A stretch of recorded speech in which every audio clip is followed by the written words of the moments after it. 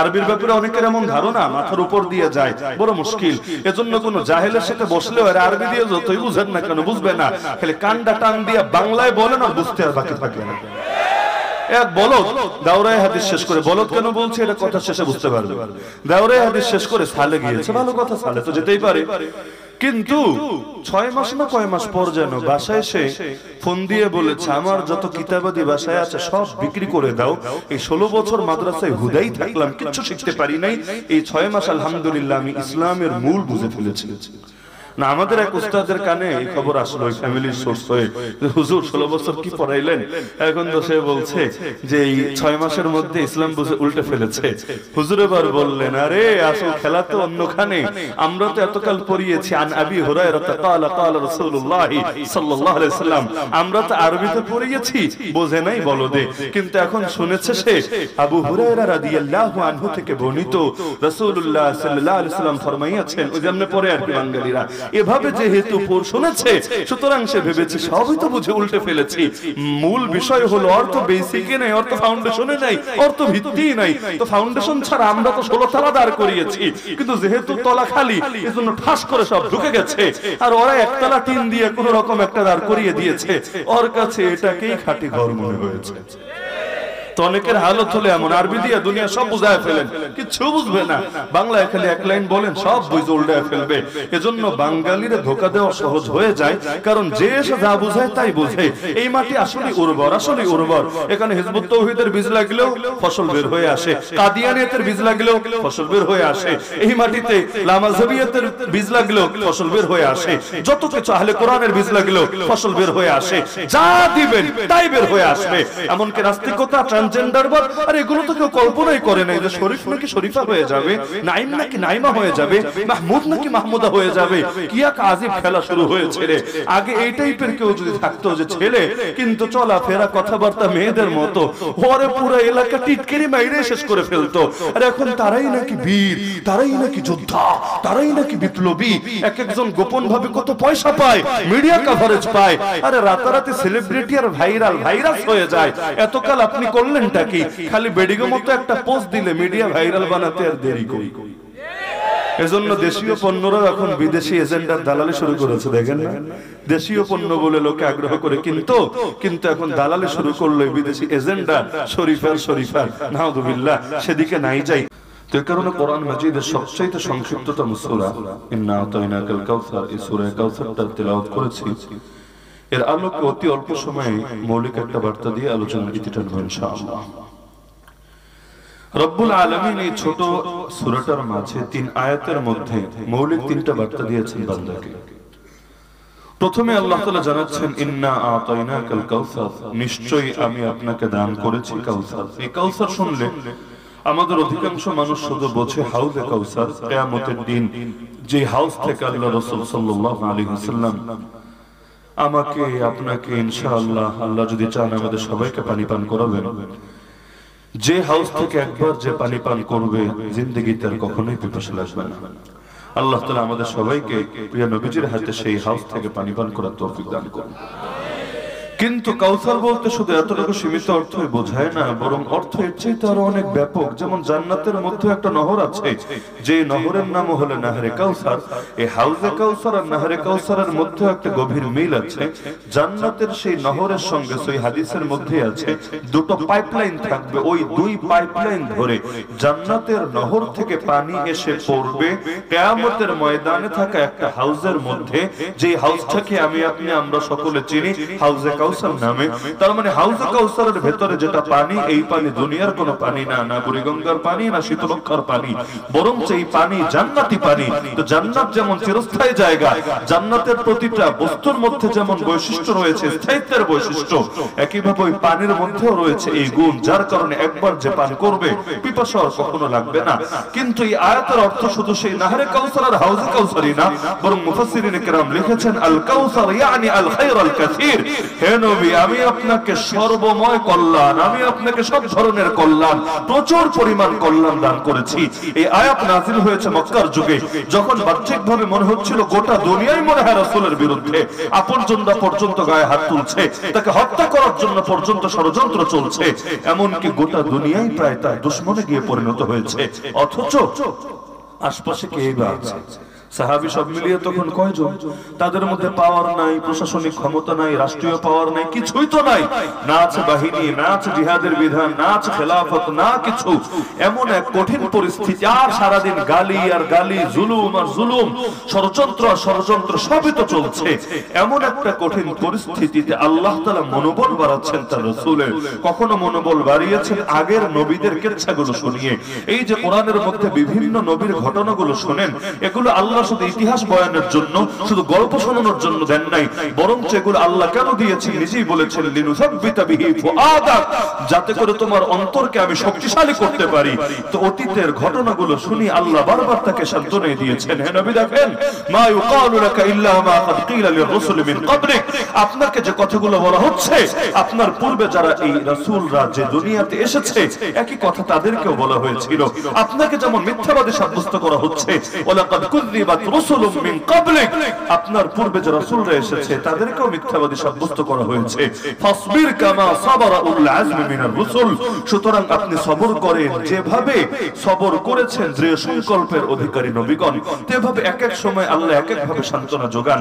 যেমন সূরা দুহার মধ্যেও তে কাজটাই করেছেন, আল্লাহ জানিয়ে দিলেন, ওয়ালা সাউফা ইউতিকা রাব্বুকা ফাতারদা, তোমার রব তোমাকে এত দেওয়া দিবেন যে তুমি খুশি হয়ে যাবে।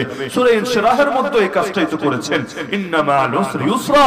আরে এখন কঠিন পরিস্থিতি চলছে, তাতে কি এই দিন নয়, আরো দিন আছে, চিরকাল কঠিন পরিস্থিতি থাকবে না, এরপরই বড় সহজ এবং স্বাচ্ছন্দ্যময় পরিস্থিতি তৈরি হবে। তো এই আয়াতের মধ্যে আল্লাহ সান্ত্বনা দিলেন, আরে দুনিয়ার কেউ পাশে থাকলেই কি, না থাকলেই কি, বাহ্যিক বিবেচনায় শক্তি থাকলেই কি, না থাকলেই কি, ইন্না আতাইনাকাল কাউসার, আমি ঘোষণা দিচ্ছি আমি আপনাকে প্রচুর পরিমাণ কল্যাণ দান করেছি। তার মানে যে এটা মাথায় রাখে আমার আল্লাহ আছে আমার সাথে, আর তিনি আমার সাথে ওয়াদা করেছেন আমাকে সফলতা দেবেন, আমাকে কল্যাণ দেবেন, তার মন কখনো ছোট হতে নাই, পৃথিবীর কোন শক্তির সামনে দমে যেতে নাই। তাহলে কিয়ামত পর্যন্ত যেহেতু সকল মুমিন মুত্তাকিদের জন্য এই কোরআন হেদায়েত, সুতরাং শুধু রাসূলকে বলল, শুধু রাসূলের সঙ্গে সীমাবদ্ধ না, বরং রাসূলের যত উম্মতি, যত ওয়ারিস, যত খলিফা কিয়ামত পর্যন্ত আসবে সকলের জন্যই সান্ত্বনা। শুধু পুরনো অবস্থার বর্তমান নিয়ে পেরেশান হবেন না। ইন্না আতাইনাকাল কাউসার, আল্লাহর জন্য হয়ে যান, আল্লাহ আপনার হবেন, তিনি এমন কল্যাণ দেওয়া দিবেন একদিন না একদিন আপনি খুশি হবেনই হবেন। তবে কল্যাণ পাওয়ার পরে একটা কাজ আছে, যেমন ধরেন এক একজন আমরা এক এক লাইনে কল্যাণ পেয়েছি। কেউ হয়তো মাল পেয়েছেন, কেউ হয়তো ভালো চাকরি পেয়েছেন, কেউ হয়তো যোগ্য সন্তান, নেক সন্তান পেয়েছেন, কেউ হয়তো ভালো বউ পেয়েছেন, কেউ হয়তো সুন্দর থাকার জায়গা পেয়েছেন। প্রত্যেকে খেয়াল করলে দেখবেন অনেক কল্যাণ আল্লাহ আমাদেরকে দান করেছেন, আর দাতা তো একজনই, নাম তার আল্লাহ। তিনি ছাড়া আর কেউ দেয় না, দিতে পারেও না, তিনি যা দিতে চান না পৃথিবীর কেউ এনেও দিতে পারে না। আল্লাহুম্মা লা মানিআ লিমা আতাইত ওয়া লা মুতিআ লিমা মানাত। আল্লাহ যে কল্যাণগুলো দিচ্ছেন, দেওয়ার পরেই আমার আপনার বন্দেগীর পরীক্ষা এখানে। ফাসাল্লি লিরাব্বিকা ওয়ানহার, নিয়ামত পাওয়ার পরে আল্লাহর বান্দা যারা, তাদের বৈশিষ্ট্য হয় তারা রবের জন্য ইবাদত করে। ফাসাল্লি, ফা মানে সুতরাং, সল্লি মানে নামাজ পড়েন, লি মানে জন্য, রব্বিকা মানে আপনার রবের। সুতরাং আপনি নামাজ পড়েন আপনার রবের জন্য, ওয়া মানে এবং, ইনহার মানে কুরবানি করেন, মিলিয়ে পড়লে ওয়ানহার, এবং কুরবানি করেন তার জন্য। বলবেন মানেটা কি হুজুর? আমরা নিয়ামত পেলে খেলে নামাজ পড়বো আর কুরবানি করবো, আর কিছু করা লাগবে না, সেই মজা তো? তাহলে বাকি সবকিছু থেকে ছুটি? না রে ভাই, ছুটি না। এখানে দুটো বলে আল্লাহ শুধু দুটোকে বোঝান নাই, বরং দুই প্রকারকে বুঝিয়েছেন। যেমন জামাতে যে নামাজ পড়তে হবে, জানেন তো আপনারা? নামাজ জামাতে বললে ভালো না একা একা বললে ভালো? এই যে জামাতের সঙ্গে নামাজ পড়ার আদেশ আল্লাহ দিয়েছেন, কি বলে দিয়েছেন? ওয়ারকাউ মা'আর রাকিঈন, বান্দা রুকুকারীদের সঙ্গে রুকু করো। আচ্ছা, আপনারা নামাজ পড়তে আসলে কি করেন? যে মসজিদে ঢোকেন, ওযু করে এসে কাতারে দাঁড়িয়ে আল্লাহু আকবার বলে রুকুতে চলে যান, আর রুকু থেকে উঠে ডাইরেক্ট বাড়ির পথ ধরেন, এরকম বকলম আছেন নাকি কেউ? তো নামাজ তো শুধু রুকু দিয়ে হয় না। আর রুকু নামাজের বাইরে না, নামাজের একটা অংশ, কিন্তু শুধু রুকু দিয়ে নামাজ হয় না, বরং সিজদাও তো লাগে, বৈঠকও তো লাগে, দাঁড়ানোও তো লাগে, অনেক কিছুই তো লাগে। তাকবীরে তাহরিমা থেকে সালাম পর্যন্ত যা আছে পুরোটাই তো নামাজের জন্য লাগে। তাহলে আল্লাহ শুধু রুকুর কথা বললেন, কিন্তু বুঝিয়েছেন শুধু রুকুকে না, বুঝিয়েছেন পুরোটাকেই। ইয়ানি সাল্লু মাআল মুসাল্লিন, আল্লাহ বললেন রুকুকারীদের সঙ্গে রুকু করো, কিন্তু ব্যাখ্যা করতে হবে নামাজ আদায়কারীদের সঙ্গে মিলে, একা একা গড়তে ঢুকে না, নামাজ আদায়কারীদের সঙ্গে মিলে মসজিদে এসে জামাতে আদায় করো। তো একইভাবে আল্লাহ দুটো ইবাদতের নাম বললেও দুটো বোঝানোর উদ্দেশ্য না, দুই প্রকার বোঝানোর উদ্দেশ্য। নামাজ পড়তে পয়সা লাগে না, তবে শরীরের খাটুনি লাগে, নাকি লাগে না? আর কোরবানি দিতে শরীরের খাটুনি তো লাগে লাগে, কিন্তু এর চাইতে বেশি পয়সা লাগে। নিজে খাটুনি না করেও পারা যায়, টাকা থাকলে কসাই দিয়ে লোক দিয়ে সব করে ফেলা যায়, কিন্তু পয়সা তো ব্যয় করা লাগেই লাগে।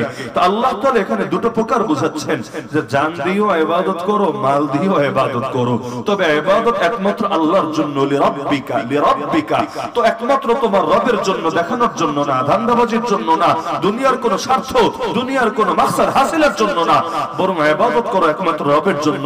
বলবেন নিয়ামত পাওয়ার সাথে ইবাদতের সম্পর্ক কি? হ্যাঁ, খেলাটাই এখানে। আল্লাহ তাআলা যে দেন, আল্লাহর দেওয়া দুই রকম হয়। আল্লাহ ফেরাউনকে দিয়েছেন নাকি দেন নাই? হামানকে দিয়েছেন নাকি দেন নাই?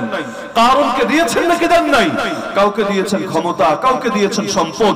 আল্লাহ তাআলা কারুনকে এমন সম্পদ দেওয়া দিয়েছেন, ফাখরাজা আলা কওমিহি ফি জিনাতি ক্বালা আল্লাযীনা ইউরিদুনা আল হায়াতাদ দুনিয়া ইয়া লাইতা লানা মিসলা মা উতিয়া কারুন। কোরআন বলছে উৎসবের দিন সে যখন জাতির সামনে যেত, তাকে দেখে যাদের ভেতরে দুনিয়ার লোভ আছে আফসোস করে বলতো, হায় আমরাও যদি কারুনের মতো মাল পেতাম, জীবনটাই চমকে যেত। ইন্নাহু লাযু হাযযিন আযীম, সে বড় কপাল ওয়ালা, বড় নসিব ওয়ালা। এই কথাগুলো মানুষ বলতো। এমন কি তার চাবি ছিল এত বেশি, সিন্ধুকের চাবি এত বেশি। ওয়া ইন্না মাফাতিহাহু লাতানু বিল উসবাতি উলিল কুওয়া, কোরআন বলছে শক্তিশালী কাফেলা তার চাবি বহন করতেই ক্লান্ত হয়ে যেত। কিন্তু এখন যদি কেউ ব্যাখ্যা করে আল্লাহ কারুনকে দিয়েছেন, মানে আল্লাহ তো তার উপর রাজি আছেন। ফেরাউন নমরুদকে দিয়েছেন, আল্লাহ তো তার উপর খুশি আছেন। এই ব্যাখ্যা সহি হবে? আজকাল অনেকে এই টাইপের ব্যাখ্যা করে না, পয়সা পেয়েছে, ক্ষমতা পেয়েছে, আরে আল্লাহ যদি আমার উপর নারাজ থাকতো আল্লাহ দিত নাকি? সুতরাং তোমরা গালি দাও আর বলি দাও, লাভ নাই, যেহেতু পেয়েছি তার মানে আল্লাহ রাজি আছে। আবার অনেকে আয়াত শোনায় দেয়, কেউ আরবিতে কেউ বাংলায়, তুতিল মুলকা মান তাশা ওয়া তানজিউল মুলকা মিম্মান তাশা ওয়া তুইজ্জু মান তাশা ওয়া তুযিল্লু মান তাশা, কিন্তু পড়লে পুরোটা, অনুবাদ করে শুধু একাংশে। বাঙালি আবার অনুবাদের লাইনে চালা গেছে, পুরোটা করে না। যেমন এই আয়াত তো সবাই শুনেছেন যে আল্লাহ মুমিনদের থেকে জান মাল কিনে নিয়েছেন জান্নাতের বিনিময়ে। এটা শুনেন না? এমন কেউ আছেন না? আয়াত শুনেন নাই আপনারা যে আল্লাহ জান্নাতের বিনিময়ে মুমিনের থেকে তার জান আর মাল কিনে নিয়েছেন? শুনেছেন সবাই? কিন্তু এতটুকু শুনিয়েই শেষ। কিন্তু আসল খেলাটা এর পরে, কোন মুমিনের থেকে কিনেছেন? যেই মুমিন বেনামাজি, যেই মুমিন বেরোজাদার, কোন মুমিনের থেকে? আল্লাহ তো সেই মুমিনের বৈশিষ্ট্য বলে দিয়েছেন আয়াতের পরের অংশে। এই আয়াতের মাঝেই আছে কি সেটা? ইউকাতিলুনা ফি সাবিলিল্লাহ, হাল ইউকাতিলুনা ফি সাবিলিল্লাহ ফায়াকতুলুনা ওয়া ইউকতালুন। আল্লাহ মুমিনের থেকে জানমাল কিনে নিয়েছেন জান্নাতের বিনিময়ে। মুমিনের অবস্থা হলো সে আল্লাহর পথে বাতিলের বিরুদ্ধে লড়াই করে, জান দেওয়া লাগলে জান দেয়, দ্বীনের জন্য জান নেওয়া লাগলে জান নেয়। আল্লাহ বলেন এই মুমিনের থেকে, আরে ও নিজের জান কুরবান করে দিয়েছে আল্লাহর নামে। আল্লাহ বলছেন আমিও তোর জান আর মাল কিনে নিলাম জান্নাতের বিনিময়ে, তোর সাথে ডিল হচ্ছে। তো যে দেয় নাই তার জান আল্লাহকে, তার সাথে কেনা বেচার প্রশ্নই বা কেন আসবে? হাল আদুল্লুকুম আলা তিজারা তুনজিকুম মিন আযাবিন আলীম। কোরআনে আল্লাহ ডেকে ডেকে বলছেন যে হে নবী মুমিনদেরকে বলেন, হে মুমিনরা আমি কি তোমাদেরকে এমন একটা ব্যবসার সন্ধান দেব যেই ব্যবসার প্রফিট হলো তোমাদেরকে ভয়াবহ আযাব থেকে বাঁচিয়ে দেবে। সেই ব্যবসা হলো তুমিনুনা বিল্লাহি ওয়া রাসূলি, আল্লাহ এবং তার রাসূলের উপর ঈমান রাখবা, ওয়া তুজাহিদুনা ফি সাবিলিল্লাহ, এবং জিহাদ করবা আল্লাহর পথে, বিআমওয়ালিকুম ওয়া আনফুসিকুম, মাল দিও, জান দিও। প্রথমটা শুনলে মহা খুশি, পরেরটা শুনলে মহা বেজার। যেমন কোরআনে সূরা তাওবা আল্লাহ বলেছেন যদি 3 জিনিসকে বেশি না ভালোবাসতে পারো 8 জিনিসের চাইতে, তাহলে আল্লাহর আযাবের অপেক্ষা করো। তার মানে কি 8 জিনিসকে ভালোবাসতে হবে তুলনামূলক কম, 3 জিনিসকে ভালোবাসতে হবে তুলনামূলক বেশি। কোন 8 জিনিসকে কম ভালোবাসতে হবে? 1 নম্বরে বাপ মা আবাউকুম, 2 নম্বরে আবনাউকুম সন্তান সন্ততি, 3 নম্বরে ইখওয়ানুকুম ভাই বেরাদার, 4 নম্বরে আজওয়াজুকুম স্ত্রী, 5 নম্বরে আশিরাতুকুম খানদানের লোকেরা বংশের লোকেরা, 6 নম্বরে আমওয়ালুন ইকতারাফতুমুহা বড় কষ্টে উপার্জন করা সম্পত্তি, 7 নম্বরে তিজারাতুন তাখশাউনা কাসাদাহা ওই ব্যবসা যে ব্যবসার লসের আশঙ্কা তোমরা করো, আর 8 নম্বরে মাসাকিনু তারদাউনাহা বড় পছন্দের ঘর বড় পছন্দের বাড়ি। আল্লাহ বলেন 8টাকে কম ভালোবাসতে হবে, এর চাইতে বেশি ভালোবাসতে হবে 3 জিনিসকে। না পারলে আল্লাহর আযাবের জন্য অপেক্ষা করতে হবে। কোন 3 জিনিস? আহাব্বা ইলাইকুম মিনাল্লাহ ওয়া রাসূলিহি ওয়া জিহাদিন ফি সাবিলিহি। 1 নম্বরে আল্লাহকে সবচাইতে বেশি ভালোবাসতে হবে, বাপের চাইতে, মায়ের চাইতে, সন্তানের চাইতে, স্ত্রীর চাইতে, খানদানের চাইতে, ঘরবাড়ির চাইতে, সম্পদের চাইতে, ব্যবসা বাণিজ্যের চাইতে, গোটা দুনিয়ার চাইতে। 2 নম্বরে রাসূলিহি রাসূলকে ভালোবাসতে হবে ঘর বাড়ি জায়গা জমি আত্মীয় পরিজন বাপ মা সব কিছুর চাইতে।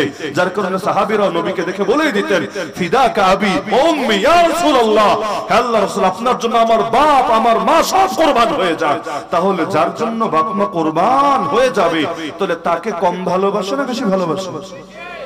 এতটুকু তো সবাই বুঝলাম যে আল্লাহরে যারা বেশি ভালোবাসে তাদেরকে আপনারাও আল্লাহর ওলি বলবেন, রাসূলকে যারা বেশি ভালোবাসে তাদেরকে আশিক রাসূলি বলবেন।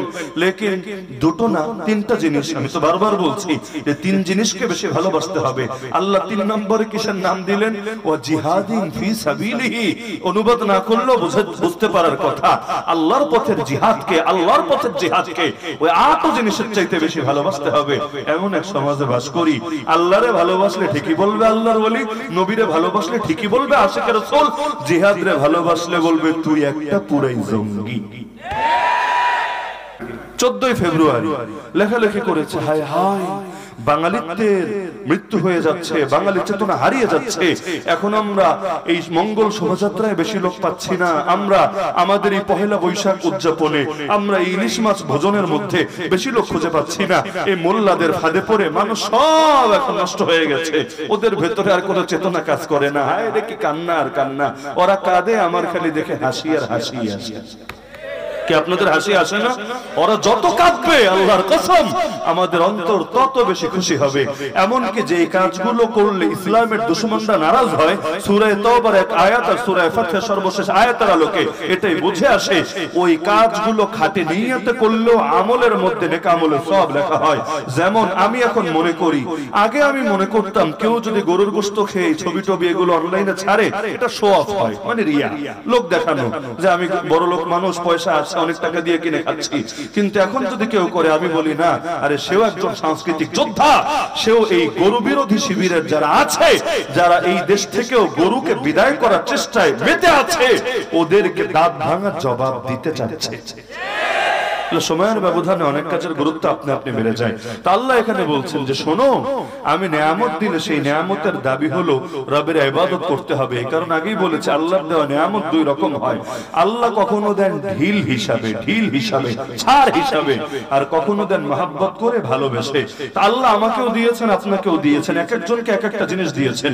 প্রত্যেকে বুঝতে চান কিনা যে আল্লাহ আপনার উপর খুশি আছে না বেজার আছে? বুঝতে মনে চায় না? কারণ আল্লাহ যার উপর খুশি তার জন্য জান্নাত, যার উপর বেজার তার জন্য জাহান্নাম। তা আল্লাহ তো বহুত কিছু দিল আমাকে দ্বীনের লাইনে দুনিয়ার লাইনে, এই যে দিল আল্লাহ রাজি আছে কিনা বোঝা দরকার কিনা? কিভাবে বুঝবেন? ওটাই খুঁজে পাবেন এই সূরা কাউসারের 2 নম্বর আয়াতে। বলবেন কিভাবে? জব হলো সহজ। আল্লাহ নিয়ামত দেওয়ার পরে আল্লাহর নিয়ামত পাওয়ার বেড়েছে, অন্তরে বিনয় বেড়েছে, দ্বীনের কল্যাণে আপনার অবদান আগের চাইতে বেড়েছে। আপনি বুঝবেন আল্লাহ আপনার উপর রাজি আছেন, খুশি আছেন, তিনি হয়তো আপনাকে জান্নাতের পথে পরিচালিত করতে যাচ্ছেন। যেমন আল্লাহ নবী সুলাইমানকে রাজত্ব দিলেন, বিশাল রাজত্ব পেয়ে তিনি বললেন ওয়াকালা আলহামদুলিল্লাহ আল্লাযী ফাদ্দালানা আলা কাসীরিন মিন ইবাদিহিল মুমিনিন। আমার কোনো ক্রেডিট নাই, আমার কোনো কৃতিত্ব নাই, সব ক্রেডিট কৃতিত্ব প্রশংসা আল্লাহর, যিনি আমাদেরকে অনেক মুমিন বান্দার উপর শ্রেষ্ঠত্ব দিয়েছেন। আর কারুনকে দিলেন পে আলহামদুলিল্লাহ নাই, কিচ্ছু নাই, শুকরিয়া নাই, ডাইরেক্ট ইন্নামা উতিতুহু আলা ইলমিন ইনদি, আমার জ্ঞানের কারণে, আমার যোগ্যতা ব্যস্ততার কারণে এসব কিছু আমাকে দেওয়া হয়েছে। কে দিয়েছে দাতার নামটাও মুখে আনে না, শরম করে। ওই নাস্তিকরা যেমন আল্লাহর দান বলতে পারে না, প্রকৃতির দান আবার ঠিকই বলে। ওরা প্রকৃতি প্রকৃতি করে না, প্রকৃতির সৃষ্টি, প্রকৃতির দান, নেচার নেচার, প্রকৃতি প্রকৃতি। আরে বলো দে প্রকৃতি আবার কি আছে? এখন বলবে না আসলে আমরা যা কিছু দেখি এর দ্বারা তো কিছু হয় না, অদৃশ্য আছে, ওই প্রকৃতি সব সৃষ্টি করেছে, সব দান করেছে, প্রকৃতির লীলা খেলা। আরে পাগল, তাহলে দিন শেষে তোরাও তো নাস্তিক মানে যে রবের অস্তিত্ব স্বীকার করে না, তো তোরাও তো আর পুরোপুরি অস্বীকার করে থাকতে পারলি না। স্বীকার শেষ পর্যন্ত করা লাগলোই লাগলো, কিন্তু শরমের কারণে আল্লাহর নামটা মুখে না এনে প্রকৃতি বলে চালিয়ে দেওয়ার ধান্দা করলো। বাস্তবে পারবে না, পারবে না। যে পাবনার রোগী না, মানে মেন্টাল হসপিটালের রোগী না, সুস্থ মানুষ, এর পক্ষে কোনোদিনও জ্ঞান দিয়ে, বিজ্ঞান দিয়ে, দর্শন দিয়ে, পৃথিবীর কোনো কিছু দিয়ে রবের অস্তিত্ব স্বীকার করা সম্ভবই না। এখন অস্তিত্ব স্বীকার করে এখন আল্লাহ বলতে যদি শরম করে, হয়তো অন্য কিছু বলবে, ভগবান, ঈশ্বর, প্রকৃতি, এই সেই একটা না একটা বলবে, কিন্তু পারবে না, পারবে না পুরোপুরি অস্বীকার করতে। এই নাস্তিকরা মূলত ঘাউরা। এটা কি ঘাউরা আর ঘাড়তেরা, যতই বুঝেন না কেন বিচার আজ থেকেই রেডি। বিচার যাই হোক তালগাছ আমার, ঘাউরা অবশ্য সব বাতিল। এই বেদাতিরা ঘাউরা না? আরে ঘাউরা না? যত বাতিল ভণ্ড আছে বুঝাতে বুঝাতে বুঝাতে বুঝাতে জিন্দগি তামা তামা বানায় ফেলেন। যতই বুঝান বলবে সবই বুঝেছি, তবে তালগাছ কিন্তু আমারই থাকবে। সারা রাত গল্প শোনাবেন ইউসুফ জুলাইখার, সকালে উঠে বলবে জুলাইখা বেড়া না বেড়ি, এইটা তো বললেন না। তাহলে সারা রাত শুনলি কি আর বলদ বুঝলি কি? এগুলো হলো বাতিলের অবস্থা। তো এখন যদি আগ থেকে অন্তরে মোহর মেরে রাখে, কি এবার বলার আছে? নিয়ম হলো দলিল দেখতে হয় আগে, ফতোয়া দিতে হয় পরে। আর অনেক মানুষের হালত, বিশেষ করে ভণ্ডদের, ফতোয়া আগে রেডি আছে। এখন দলিল না মিললে সমস্যা নেই, তাই না হেসরাই আইনা আইনা মিলাবে, কিন্তু ফতোয়া আগ থেকে যেটা রেডি করে রেখেছে ওটার বাইরে বের হবে না। এমন কি বড়দের মানার দাবি দুনিয়া সবাই করে। যেমন ধরেন যারা লা মাযহাবে নিজেদেরকে বলে না, যে কোনো মাযহাব মানে না, ওইটাও তো একটা মাযহাব। মাযহাব মানে ধারা, মাযহাব মানে পথ, মাযহাব মানে পন্থা, মাযহাব মানে মূলনীতি। এই যে না মানা, এটাও একটা মূলনীতি। ওরা মানে না, কাউরে না কাউরে মানে না। আরে বলেন না মানে না? আপনি মানবেন ইমাম আবু হানিফাকে, সে মানবে অমুক শায়েখ বিন তমুক শায়েখকে। এই যে শায়েখ বিন শায়েখ, এই যে লোকগুলোকে মানছে, এদের প্রতিটা কথা মাটিতে পড়তে দিচ্ছে না। ও এমন কি ওদের মধ্যে বহু রকম আমল। কেন? এই শায়েখ এটা বলেছে, ওই শায়েখ আরেকটা বলেছে। এই শায়েখের ভক্তরা মুরিদ নাম দেয় না, ওই শায়েখ বলতে পীরই বুঝায় আর কি। পীর ফার্সি শব্দ, শায়েখ আরবি শব্দ। আপনি ডিকশনারি খুলে দেখেন, পীর মানে যা, শায়েখ মানে ওটা। এখন পীর মানে না, এটারে বেদাত বলে, তবে শায়েখ আবার ঠিকই মানে। তো শায়েখ যা বলে এটারও আবার ওই মাযহাবের ইমামের কথার মতো গুরুত্বের সাথে মানে। যা বলবে এইটাই ওহী, এইটাই চূড়ান্ত, এইটাই সহি, এইটাই শেষ কথা, ওটাই তাহকিক। ব্যাস, এখন নতুন আরেকটা মাযহাব চালু হয়ে গিয়েছে। যেমন নাস্তিকরা কোন ধর্ম মানে না, ওইটাও আরেক ধর্ম হয়ে গেছে। এক নাস্তিক আরেক নাস্তিকের গালি দেয়, তুই খাঁটি নাস্তিক হতে পারলি না। খাঁটি নাস্তিক কি রে ভাই? আর ভেজাল নাস্তিক। ধার্মিক বক ধার্মিক এদিকে শুনেছি, কিন্তু নাস্তিক আর বক নাস্তিক আর ভেজাল নাস্তিক এগুলো তো আগে শুনিনি। এখন গালি দিচ্ছে, প্রকাশ্যে দিচ্ছে। তুই ভেজাল নাস্তিক আবার কি আছিস ভাই? তার মানে নাস্তিকতা একটা ধর্মের মতো হয়ে গিয়েছে। এখন যার মধ্যে পুরো ধর্মটা দেখতে পায় এরা বলে পিওর নাস্তিক, খাঁটি নাস্তিক। যার মধ্যে একটু টাল্টি বাল্টি ভেজাল দেখতে পায়, তুই হচ্ছিস নাস্তিক জাতের কলঙ্ক। কে বলে না? কি বলেন? তো সুতরাং আল্লাহ যে আপনাকে নিয়ামত দিয়েছেন, আল্লাহ খুশি কিনা বুঝতে চাইলে নিজের অন্তরকে জিজ্ঞেস করেন। ইস্তাফতি কলবাক ওয়ালাউ আফতাকাল মুফতুন, যে হে আমার নফস, হে আমার কলব, আল্লাহর যত নিয়ামত তুমি পেয়েছো এতে কি আল্লাহর উপর শুকরিয়া এসেছে? এই নিয়ামত পেয়ে কি আল্লাহর সঙ্গে সম্পর্ক বেড়েছে, ইবাদতে মনোযোগ কি বেড়েছে? যদি উত্তর আসে হ্যাঁ, আপনি ভাবতে পারেন আল্লাহ খুশি আছে। আর যদি হয় নিয়ামত পেয়ে শয়তানি বেড়েছে, আলেম ওলামার সঙ্গে বেয়াদবি বেড়েছে, ধর্মের প্রতি জুলুম আরো বেড়েছে, ইসলামকে কোণঠাসা করা ষড়যন্ত্র আরো বেশি আগের থেকে হচ্ছে, তাহলে বুঝবেন আল্লাহ আপনাকে দিয়েছে যেভাবে অতীতে জালেমদেরকে দিয়েছে। আল্লাহর দেওয়া কখনো ঢিল হিসাবে, কখনো মহাব্বতের সাথে। কিভাবে বুঝবেন? পার্থক্য এই আয়াতের মধ্যেই পাবেন। ছোট্ট একটা ঘটনা শুনে আলোচনার ইতি টানি। 3 নম্বর আয়াতের যাব না, আলোচনা দীর্ঘ হবে। হযরত জি মাওলানা ইলিয়াস রাহমাতুল্লাহ আলাইহি, নাম তো শোনারই কথা, যখন মুমূর্ষু অবস্থায় মানে মৃত্যু শয্যায় শায়িত, বড় পেরেশানিতে আছে, মৃত্যুর সময় তো পেরেশানিতে লোকে থাকে। এখন সেখানে উপস্থিত ছিলেন, তখন তো দেশ ভাগ হয় নাই, আর বহু আগের কথা। তো মুফতি আজম পাকিস্তান আল্লামা মুফতি মোহাম্মদ শফি রাহমাতুল্লাহ আলাইহি, তখন দারুল দেওবন্দের উস্তাদ। তো তিনি গিয়ে বলেন, হযরত এই অন্তিম মুহূর্তে আপনি এত পেরেশান কেন? কি হয়েছে আমাদেরকে বলেন, কোন সমস্যা? আমরা আপনাকে এই ব্যাপারে সাহায্য করছি। তিনি বললেন, দেখো মৌলভী, একটা বিষয় নিয়ে আমি বড় পেরেশানিতে আছি, যে আল্লাহ তো আমার দ্বারা একটা ধারা শুরু করলো, একটা মেহনত চালু করলো, যদি এটা ভালো কিছু হয় তাহলে তো ঠিক আছে, কিন্তু যদি এর দ্বারা উম্মতের কোনো ক্ষতি হয়ে থাকে আমার তো বড় দুশ্চিন্তা লাগছে। হায় রে, মরার পরও তো আমার আমলনামায় অন্যের গুনাহ এসে অ্যাড হতে থাকবে। মান সান্না ফিল ইসলামি সুন্নাতান সাইয়্যা ফালাইহি ওয়িজরুহা ওয়া ওয়িজরু মান আমিলা বিহা মিন গায়রি আন ইউনকাসা মিন আওজারিহিম শাই।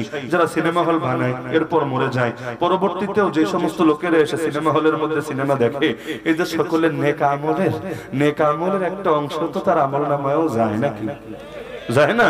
তো ভালো কাজ যেমন শুরু করে গেলেই যে একটা মসজিদ, যে মানুষগুলো মেহনত করে মসজিদটা তৈরি করেছেন, সুললামপুর ইউনিয়নের মধ্যে সবচেয়ে বড় মসজিদ, এখনো যারা খেদমত করে যাচ্ছেন, এই যে মাদ্রাসাটা যাদের অবদানে তৈরি হয়েছে, হতে পারে তাদের কেউ এখন দুনিয়াতে নাই, হতে পারে আজ যারা খেদমত করছেন আগামীকাল তারা থাকবেন না, কেউই তো আমরা থাকবো না, কিন্তু যতদিন পর্যন্ত এই মসজিদ থাকবে, মাদ্রাসা থাকবে, এখানে সালাত হবে, এখানে ইলমের তালিম হবে, ততদিন পর্যন্ত কবরে শুয়ে শুয়ে এগুলো সব পাবো নাকি পাবো না?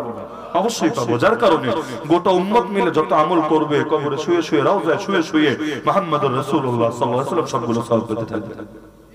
তো এখন তিনি বলেন, এজন্য আমার বড় পেরেশানি হচ্ছে, হায় আমার আখিরাত কি হবে? কারণ নিয়ামত পেয়ে মানুষের ভিতরে ভয় জাগে। দেখেন না, নামাজ শেষ করতে দেরি, তিনবার বলতে দেরি না, আপনারা বলেন কি না?